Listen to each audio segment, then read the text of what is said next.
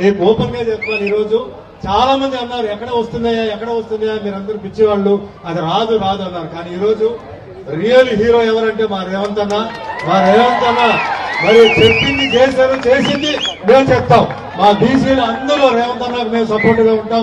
ఇది కూడా ఎంతో మంది బీసీలు పాపం వాళ్ళు, నేను కూడా మరి దాదర శ్రీనారాయణ తెలుసు, కేశవ్ శంకర్ గారు తెలుసు, అటు ఆంధ్రాలో, రాయలసీమలో, తెలంగాణలో ఎన్నో బీసీ ప్రోగ్రామ్కి వెళ్ళి నేను అటెండ్ చేసి నేను బీసీగా కాబట్టి నేను పోరాడించి చాలా సంతోషంగా ఉంది.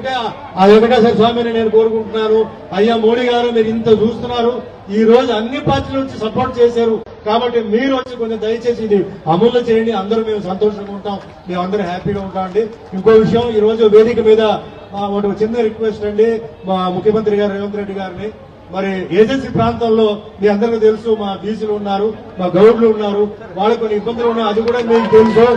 అది పెద్ద మనసుతో వాళ్ళకి ఏంటంటే ఎస్టీ స్టేటస్ ఎప్పుడు అడుగుతున్నారు, అపాయింట్మెంట్ ఇస్తే వస్తాం అడుగుతాం, దాని తర్వాత మీ ఇష్టం, మీరు చేస్తే మీరే మాకు దేవుడు అండి, అది చేసి పెడతారని ఆశిస్తూ ఈ రోజు ఇంతమంది ఇంత ఎండలో ఎంతో దూరం నుంచి మీరు వచ్చి ఈ ప్రోగ్రామ్ ని సక్సెస్ చేసినందుకు మీ అందరికీ పేరు ధన్యవాదాలు. జై బీసీ, జై బీసీ.